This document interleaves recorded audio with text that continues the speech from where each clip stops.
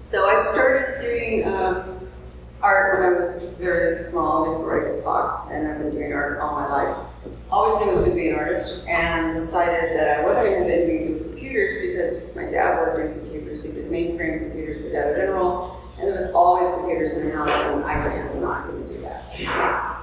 So I went to school, and he said, when I went to college, he said, please do something that's going to make you a living, okay? You got to make a living as an artist, or you're going to make an art. He doesn't remember saying that, that's really funny that he did. So I started out in graphics, graphic design, I would do that. I worked in a print shop, and then I transitioned to, I took a bunch of figure drawing classes and said, I love this. So I went to switch my major to illustration. And it took me 10 years to get my bachelor's degree, so it's like, it may take a long time, but stick with it because it's totally worth it. And then I wasn't doing it so I could make money. But that wasn't the idea. I wanted to learn how to be an artist, and I wanted to be an artist like the old masters in the Renaissance and the Pre-Raphaelites and all the Bouguereau and all those wonderful artists that they just kind of tossed into the gutter in the 1920s.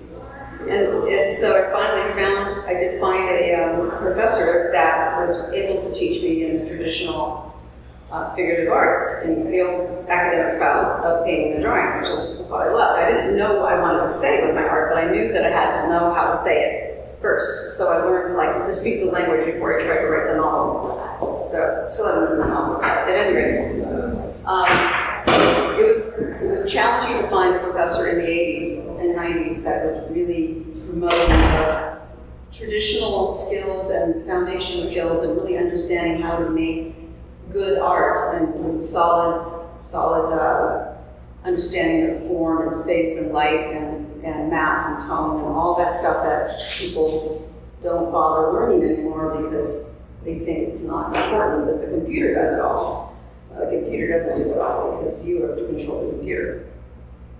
So while I was getting my master's degree, I think it was grade 4, I can't remember exactly the timeline, but at any rate, I was doing all kinds of weird jobs. I worked in a print shop. I switched from illustration to painting at the end of my educational career because I just loved painting. Everybody thought I was going to die a starving artist. So while I was working on my master's degree, I got hooked up with I was working in a coffee shop instead, and it's a story. It's all over. You can find interviews with me on the story all over the internet. So, guy comes in and he's like, it's 6 in the morning with bags under his eyes. I'm reading Carlos Castaneda, and I'm the only one because I'm opening up at 6 in the morning because I have a 4-year-old. I'm a single mom. I'm going to school full time, all this crazy stuff. And he says, oh, it's after a while. Oh, so you're an artist.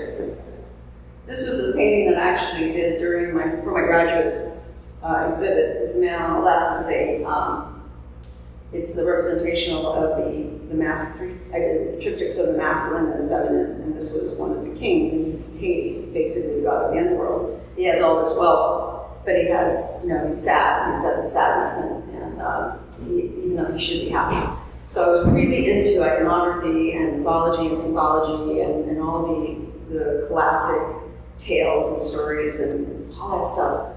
So then I get this decide to go ahead and give it a shot with this Nintendo developer, third-party Nintendo developer, non-licensed, and they had taken a circuit, they reverse engineered the Nintendo Entertainment System. So there was a circuit board stuffed in the top of the Nintendo machine, and you had to, it was onto a television set, and you had to scroll through all the colors that were in the system, and pick out the colors for your palettes. You had 4 palettes. Each palette has 4 colors, and the first color in each palette was transparent, so you really only had 3 colors, so you really only had 12 colors. So how do you make anything in 12 colors? And 12 colors within the character of 8 by 8 pixels, because everything was done after you forget your color palette, and you start laying your pixels out in this 8 by 8 square, trying to build a sprite or something that's going to be made out of many characters altogether, and you were just doing it pixel by pixel. It was awful. So I said, forget it, I'm not doing this. And I went back to serving coffee. And then he came back a few weeks later and said, well, we finished designing this, we wrote this program called Nindraw. It's a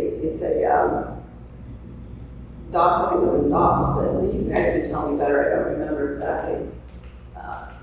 DOS, that was our drawing tool for our 8-bit Nintendo games.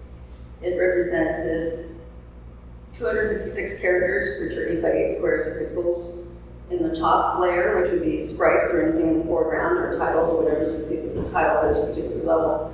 And there's the 4 palettes at the very top, 1, 0, 1, 2, and 3. And then the bottom was all for backgrounds. And you only had 256 characters. So you had to build an entire world out of 256 characters. So you had to learn how to tile, how to repeat stuff, and then where to break it up so it didn't look so boring. And make the biggest possible world that you can, just using these 256 characters, and the most interesting sprites, or the animations, the little figures that are called sprites in those days, into each level. This was for Secret Scout, which was one on the very tail end of the work I was doing for this company. But I did this for 3 years, and we did, it was a Venice Beach, is one of the games that worked on. Nintendo, King Neptune's Adventures is the one with the little king. So if I go back to the first one with the king, I didn't know what order to put my slides in, so I'm just going to hop around a little bit. That's King Neptune on the right, and that's the king of the underworld on the left. And I was doing these 2 things at the same time. So if you really look at it and see the laser works, you can kind of see more how it's supposed to look when you shrink him way down. You can see he's like a merman with a little crown and a little scepter. But you can't tell that from the pixels. That's all you get for that particular bit of art. So this was towards the end of working in big console stuff. I was working on N64. Pretty much stuck in Nintendo for most of the time, because that seemed to be the thing I was doing. And these were done around the same time as well. That's a tarot card painting. It's a life-size painting of my 4-year-old daughter as the world, which is one of the last cards in the tarot. So I'm very interested in, again, mythology, iconography that's carried on through. And on the right is the Q64 magazine for Sarge's Heroes for the N64, which I did the cover illustration for in Photoshop. This is an oil painting on the left, and that's Photoshop on the right. So you can use that. The main thrust of what I want to talk about is how having basic art skills and understanding how to create light and shadow and form and depth and perspective and a composition that's balanced and makes sense, and all these things that artists normally would learn. But I don't think they're teaching so much now. In the school that I teach at now, they only get 1 or 2 classes in that. I remember I took like 2 years of just basic design stuff. And you spend years and years drawing from observation. Is how can you possibly make, I can remember we used to play, what was the Dune one? It was the Space Dune or something. You have a little box with a plus sign, a life box, right? But how do you know how to make a box look like a box if you haven't looked at a box and drawn a box and understood how to make a box look like a box in a 3-dimensional space? This was back before they were doing 3D modeling. Really, it was like all illusion. It was all about the illusion. So the same principles that I used on the painting of the child on the left, I used on was the 3D rendered models that I posed in different positions to set up into this it's got this very classic kind of composition where it's triangular. That's a very typical element to use in design work. We have a strong foundation, goes off good business. So I would set up all the characters, like the high-res characters we were using in the FMVs, which were the full motion videos that we were using instead as the actual game characters. So we had 500 polygons in them. So now I think, what game characters running on now? Polygons, thousands of polygons. It's something pretty crazy. So these are the high-res ones. So I set them up and lit them so that they had consistent light and consistent high level, and put them into the scene, and then used a bunch of stock footage to put in all the other stuff in there, and then made it into a composition for the magazine. I would go back into the models after they were rendered and paint them, make them even more real, push the realism, and just, it's like hyper real. And you may get some of that in games now that are very advanced, that are using a lot of the high-tech 3D stuff, but it still looks a little bit like zombies, like the uncanny valley, but really just not quite natural. If you just take motion capture from an actor and throw it on an animation, it looks kind of wrong. You have to tweak it, you have to exaggerate it, you have to make it better. If you're just doing light, and just take a picture, you have something that's just like that. If you want to do better than light, you want to get into fantasy, you want to get into realism, then you have to be able to push it beyond that. No beings never flew over a planet. But it looks like beings flew over a planet, and that all has to do with light and things moving around in the background. How do you make that do that? I hung up a lot of drapery around my studio when I practiced on it and needed to make it look good. It doesn't come just out of nowhere. So that was a long roundabout way of how I use my painting skills to get down into pixel art. So this was my very first game art piece that I ever made, and it was a watercolor, and it was a logo for color dreams, and that was what got me started working with Dan Long and color dreams and what became Wisdom Tree. They didn't use it for very long. It's actually watercolor with a overlay of acetate and an ink on acetate to make it black lines. Something you did in graphic design, because I was doing graphic design at the time. When they got the Ninja tool working, I went back to work with them and actually kind of liked it. I was the only girl in the office except for the secretary, and all the guys would come in at random times, and the typical hacker mentality of uncamped and rather socially awkward guys, but they were all really cool. We used to turn around a naked game in 3 months. But we used something called state machine. I didn't really understand at the time what a state machine was, but a state machine basically, correct me if I'm wrong, you probably know what a state machine is. It just, you put in the idea of the code for what you wanted it to do, and it would pick up another piece of code and put it in there, right? And basically it was like scripting. But it was all in DOS. And we saved all our games onto floppies and took them home at night. That was our offset storage. And if you had to give somebody else some artwork, you put it on a floppy and you walk down with your sneaker net to give it to somebody else to put on their machine.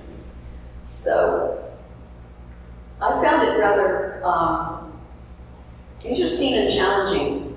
Just even thinking back on how I did it at the time, I didn't think too much about it. I wasn't trying to be a superstar or anything, I just wanted to make things look good. So putting light colored pixels on one side of the letter and dark on the other side so that it looks like it's beveled, doing that all by hand. I didn't know, they don't have bevel about Photoshop at that time. Photoshop didn't even have an undo at that time, I think. It was really, we weren't using Photoshop. I was drawing with a mouse. That was always exciting.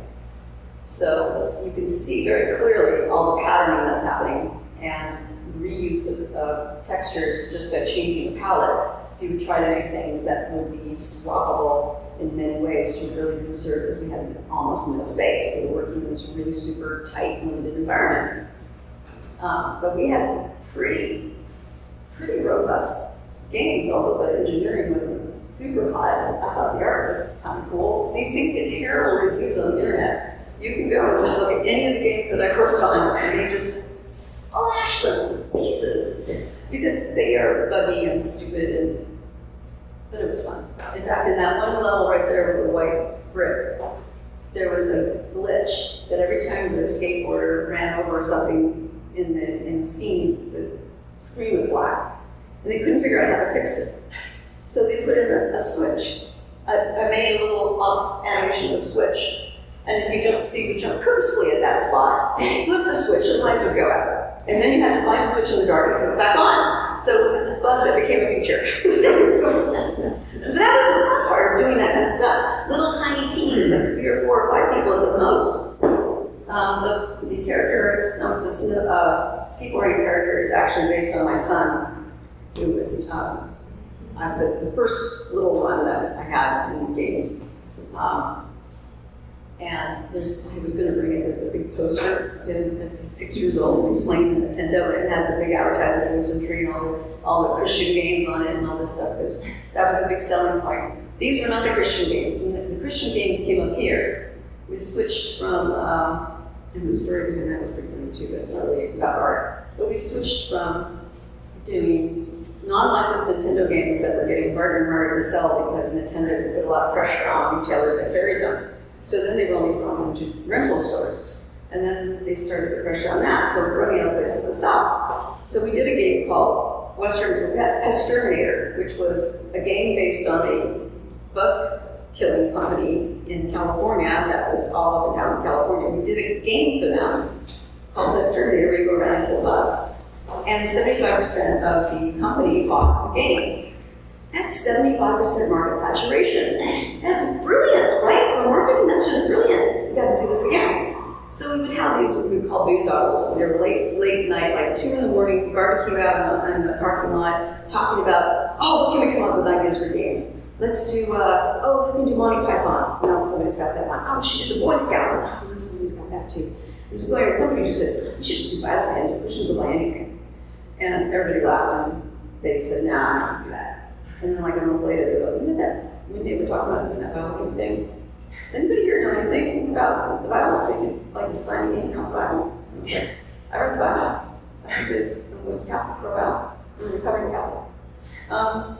So I designed the very first game, which was Bible Adventures. And we had 3 little games inside: Noah's Ark, Baby Moses, David and Goliath.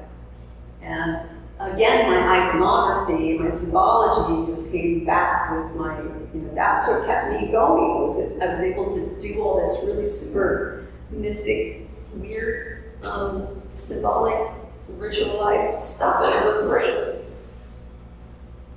That was a reward screen. You get reward screens after you did your thing. Big eyes. I was like, they called me the master of the big eyes because always he did the big eyes. Before the anime people did, with the big white dot where the highlight is on the eye, and a little white dot where it's on the bottom. And that's a lot of fun. So, now this is, I love this, Mary, Joseph, and Jesus on a donkey in 24 by 48 pixels. I challenge anyone to pick baby Jesus. His face is 4 pixels, okay? And that was, I found that to be a great challenge and a lot of fun. And just by putting, you have to devise, it's so weird, it sounds really complicated, but it really wasn't once you started doing it. But if you wanted to have more colors, like the donkey is gray and white, but the Mary and Joseph are flesh colored and black and white. There's no gray in the top part of the sprite, and there's no flesh tone in the bottom part of the sprite. So I actually used I had to set up my palettes so that I had the people colors in one palette, the donkey colors in another palette, and a palette in the middle that had a few shared colors from either palette. So that the top pixels were made with one palette, the top characters were made with one palette, the bottom characters were made with another palette, and the middle had both colors so they could blend. And I did that a lot. And I thought it was terribly clever, but nobody taught me how to do it, so I just made it up. Maybe everybody was doing it that way, but it seems you can see the 3 by 6 characters on the right, and then one character is the background. So if you look, you can obviously see where things are repeated in squares. But again, the blending of the palettes I thought was one of the most challenging things. It was actually kind of like a puzzle, and being able to create an illusion of an eyeball with 2 white pixels and 1 black pixel. I mean, it does look like an eyeball. And the donkey would run in 3 frames, a 3-frame run, which was great because the middle frame is always the same. You guys all know that already. So I thought it was fun. After I got out of the Bible games, then I kind of go back and I worked for the Electronic Arts doing arcade games. That was all, again, pixels, and actually used the 3DO engine, which was limited palette, 256 colors, and I made all the numbers on the backs of the, it's crazy when you think about it now. It was a football game, it was Madden football, and you had to be able to change take the same sprite and change the colors of the uniforms and the numbers whenever the teams changed. So I had to build palettes that were interchangeable, where you could just swap a palette and then you had another team. And the numbers had to change too. So they had to be coded. I had to put the colors in the palettes in such a way that the numbers would change and the colors would change. I don't know how I did it. I mean, I didn't actually have a life then, so it was very intensive, but it was interesting because it was so close to the machine, which I thought was really, and I liked doing that research at R&D, how to make something work when there was really no way to make it work, and to make it look realistic. I wasn't a very good animator though, so I could draw the figure like nobody's business, but I can't animate to save my life because I can't stand doing the same thing over and over again, although, anyway. After that, I went to 3DO, and I went to 3DO, and that was all the Sarge's Hero stuff. So we started doing 3D stuff. And, between that was the hex game. I have to show you the hex game. Because this was D-Day 99. After EA, I went to work for these guys here. That's Michael Menheim. You might know him from he did Mutant League stuff. He was the inventor of the Mutant League hobby and all those things. And Richard Hicks, who was a tech guy. And I think the guy on the right was a producer from the company that was funding the project. So it was an independent startup, one project, and we were doing D-Day 99. And I took pictures of all of us, and including myself, and made us into secret spies or agents or whatever. This on the left is Road Rash. That was my contribution to Sega Genesis art. I didn't get to work on Road Rash, but I knew the engineers that worked on Road Rash.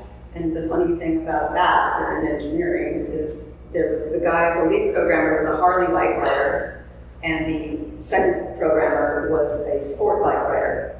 And they were constantly fighting over how the controls should feel, because the Harley rider wanted to make it like, it was crazy. I don't know if you guys played it, you can tell me, is it ride like a Harley or ride like a sport bike?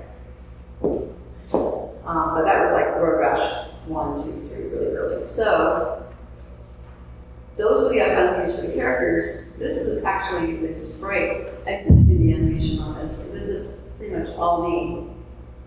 And honestly, I can't totally remember exactly how I did it. I mean, I don't think we didn't render models. We actually drew them out. But it was only 4 frames. How can you go wrong with 4 frames? All the animations were 4 frames. And the way the art was set up, were on to say, because we didn't have a lot of processing power, you couldn't use whole pixelate and whole polygonal characters to run and do things. We had them on like planes, polygon planes that intersect. So there would be 3 polygon planes, and on each side would be an image, and then one across the middle, so you can get it from above. So when the camera moved in the 3D world, different sides of the polygonal flat plane showed the image that was the animation, and it was transparent around it. So you have these little tiny guys, we had hundreds of them, and this was in I think it was in 92 or 93 when we were doing this. That's over 99, IGDA 99. The premise was you go back into history because Hitler's got some time machine and he's going to steal technology and he's going to win the World War II. So you have to go back into history and play all the battles in the Second World War and make sure they were won correctly so that history would proceed as it's supposed to.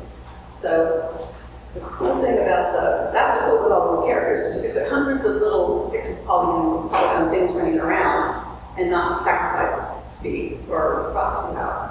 You should never have done that with the fact that they could turn in any direction was really cool. This is a picture of what the world looked like, and they were hexagonal, instead of being square tiles, they were hexagonal tiles. So each one had a 6 pi wedges in it, and you could pull the points up. Of course, every pi wedge had every other pi wedge. Oh, geodesic dome had it. I think that's a geodesic dome. So to create the world, you would pull up the points to make mountains and pull them down to make other things and flats and roads. But then they had to be textured.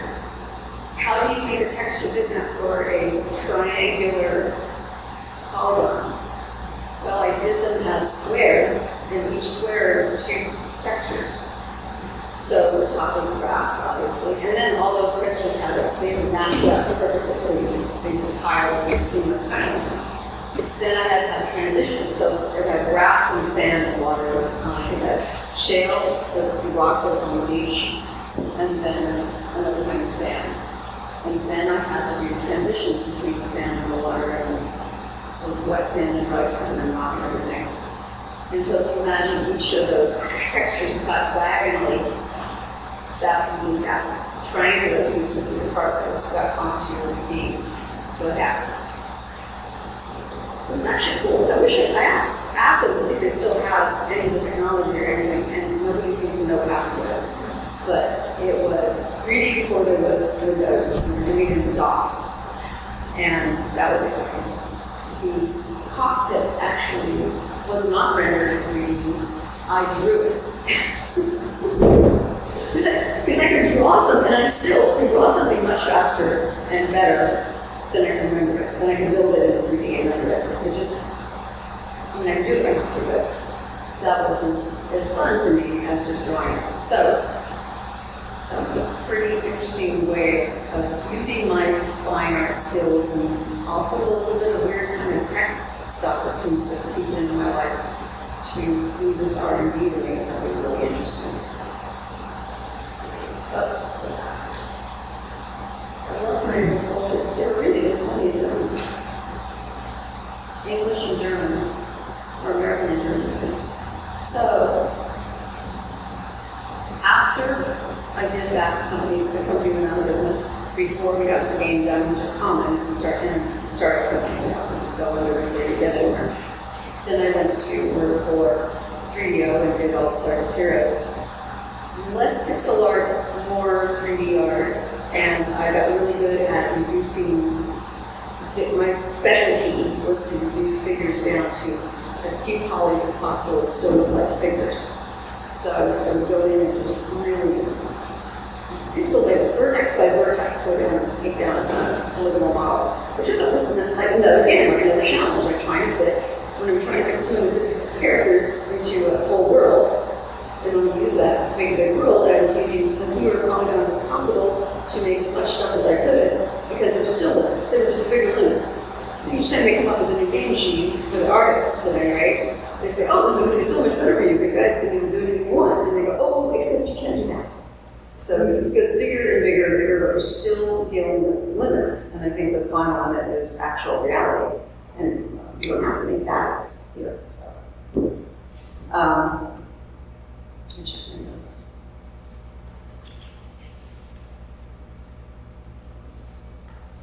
Okay, so after 3DO, I did enough Stardust Heroes that I never wanted to do it again ever. It's all about little armament. It was based on the first game that they did on little plastic armament. So we would make, I don't have any good screenshots of it, but they're all over the internet. Like they would fight on a pool table and then little armament would be this big, and the pool ball would be this big, or they would fight inside the refrigerator, and then it's, all this kind of, it's sort of like Toy Story. It was a big off Toy Story, right around the same time that movie came out.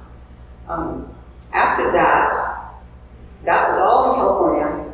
Then I went to New York. I met Toby, and I started to work for Bear Visions. And they actually hired me on to do Tony Hawk GBA, which was 2.5D. So here's an illusion that is kind of twisted because you only see small parts at the beginning of the time. It isn't as obvious, but this is isometric. You probably know that, an isometric perspective. In other words, it isn't true perspective. The parallel lines do not converge. They can't because everything is on a pixel grid. Pixels are only horizontal and vertical, and they cannot converge. And I believe this was not yet quite into anti-aliasing. I can't quite remember if we had alpha channels yet. So another thing you have to deal with the old pixel art was the fact that there are hard edges on everything. It's all aliased. Aliasing just meaning that solid pixels, no halftones. When you look at text, when you look at any digital work now, you can see that the edges are soft and text is smooth, and if you take the smoothness off, you get really jagged in text.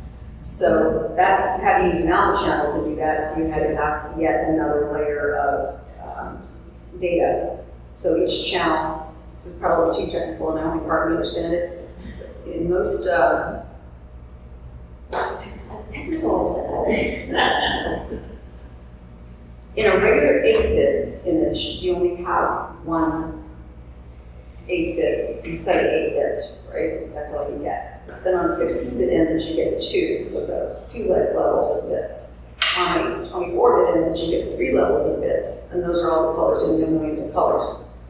Then you have 32-bit or true color, full color, then you get an alpha channel, which is a mask, which allows you to take out the background and leave semi-transparent pixels around the edges. So things no longer look cut out, they're actually smooth and can move across other things with a little bit of softness around the edges. So it was another illusion, another trick of an illusion. And one of the principles of being a realistic artist is edge control. If your edges are too sharp, your objects flatten out. Or if you have outlines around things, they just flatten out. You have to have edges that curve, visually curve, even though they don't actually physically curve. So what we're doing with the pseudo 3D, the 2.5D, is the programmers could move the characters in the Z space, but the art was all in X and Y. So we would have to make it so that certain characters could cross in front of certain characters, and they could follow certain 3D paths, but it's still 2D art moving in a 3D, in a sort of a 3D space. It was really innovative. It was a huge hit for the guy that did the programming. He's doing all kinds of really good stuff now. So, what we had to do again, it was still in little. It was like characters. It was like tiles, except now it was boxes of tiles, and we would model something, render it, and then I would always paint. I was painting over it because I could do that much better. So it was like having a lot of little canvases all over the place that you could just color with. So that was Tony Hawk, and then after that was Brother Bear, which I love. Brother Bear was so cool. Just being able to make the parallaxing layers, that was another element in these. So it's kind of like, this is still old school art, but more modern because the old technology got smaller and smaller. So you could have little handheld games, now you have the mobile games, which are practically nothing. That used to take a whole big box for. And again, it was, you had only so much space, you had to make tiles, you had to cleverly place unique tiles in places that would break up the repetition. And you can see, it's pretty easy to see where the repetition starts to, like that tree, it's not that tree. So it's repeating that. And in here, there's 2 little things here, little drips of ice here, and one big one and a little drip, and then 2 big ones and a little drip. Well, that's only 2 pieces of art that I could just swap out in various ways across the level to make it look like it was randomized and natural. And the same with the trees. It would be several pieces of tree, and you would mix them. You'd have to hand mix it up. So the computer couldn't lay them out in a randomized way, visually randomized. You could look at it to see if it looked too patterned. You have to go back to that and change it. And then, so that the foreground is just like in when you're actually creating a painting, the foreground is in strong contrast with saturated colors, and the middle ground is less strong and has less detail and is paler, and then the background may be nothing more than 2 colors, like a gray mountain against a blue sky, and make those layers move at different rates as the character is running along, and it looks like there's depth. So a lot of it it's all illusion. Depth perception is more than just binocular vision, because obviously on the screen you don't have binocular vision. So I made a note of this because this is really, really important, and something I still teach every day to people learning to draw and trying to make good art, is that you have to see depth and understand the illusion. The Renaissance guys came up with it, the perspective stuff. Before that, everything was flat. And then somebody figured out, hey, it looks like it gets smaller. What if I drew it like that? Oh my God, it looks like it has depth now. So you have, where's my perspective. which you know is parallel lines converge in the distance. Foreshortening, which is things get bigger or smaller, objects will shrink or get bigger. Scale, which is the relative scale of things. If you have a person standing next to an object like this, you obviously we know that it's a big object. Like we know because we know what size this is, but there's a whole other thing I could go off on about figurative art. It's all figurative art because everything that we do is stories about people or people like things. And so you know that that is a big tree because you know the size of the bear. The bear is about human size. So by scale, you've set the overall scale of your scene, and the large objects are closer to you, and they get the same object will be much smaller in the distance, so you have that scale, and you also have the relative height to the characters in the game. So that leads to depth. Overlap is a huge part of creating depth. Acuity, which is like the focus. Everything close up is going to be in focus and things go far away. You guys know about nitpicking, right? That was something we used to have to do by hand too, before they produced algorithms that could do it. We had to take them down, we had to produce them 128 by 128, 64 by 64, 32 by 32, the same thing all the way down. And it was just how much can you take out and still keep the illusion? And the mind will fill in a lot of the gaps, and that's a lot of what visual illusion is, whether you're doing it in painting or in pixels. It's giving them just enough information that they fill it in the continuous line. So even if you don't spell it out completely, I like to use it as a little bit of a credible weird analogy that I like to use with that idea of less is more. And don't over render it or over realism of the new games. I don't like it, it's too real. I don't need that much information. I want to have some room to put in my own information. So it's like pornography or erotica. And so erotica, it's going to be a boudoir photograph of a woman that's scantily dressed in just the right ways. It's going to be a lot more interesting than having it all hang out, right?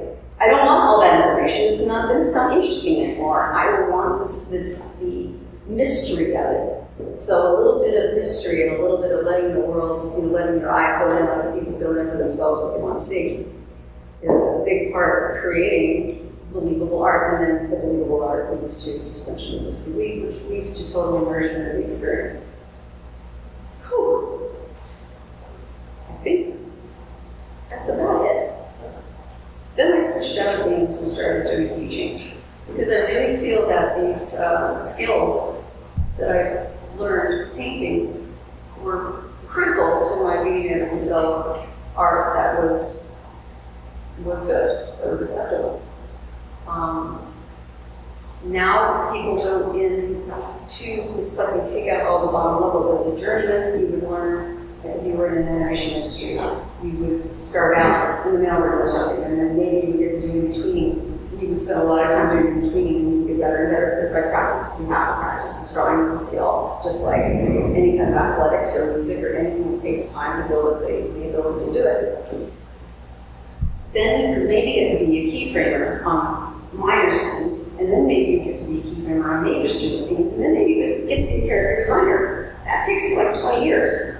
That's a long time to build up that level of skill. And they all started from the bare bottom. But now they cut a lot of that out. Flash does her in between, 3D Studio does her in between. You don't need to have an in-betweener anymore. So the ability to train as an in-betweener is now lost. It's not, and we don't substitute that with anything.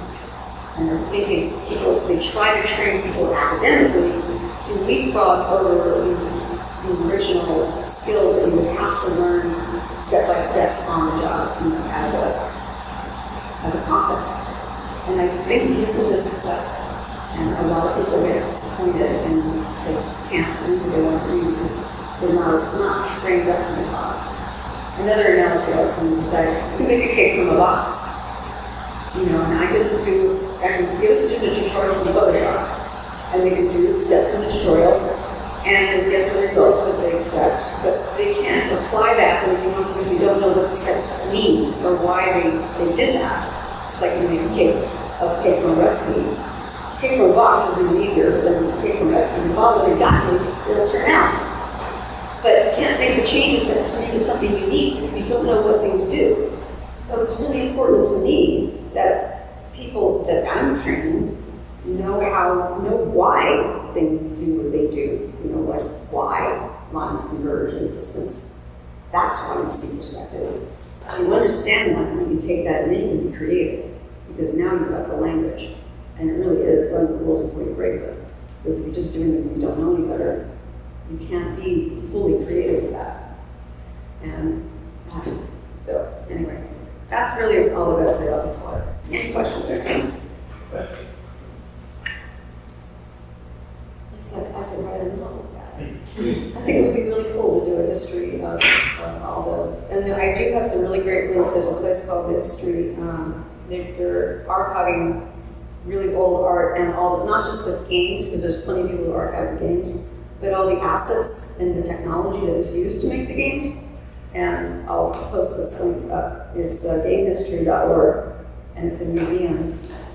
They have one of the articles is about me, but they have tons of stuff on all different kinds of early game artwork, how they developed it, and they are archiving the code. And because even I have so much art that I can't even access because I don't have the technology.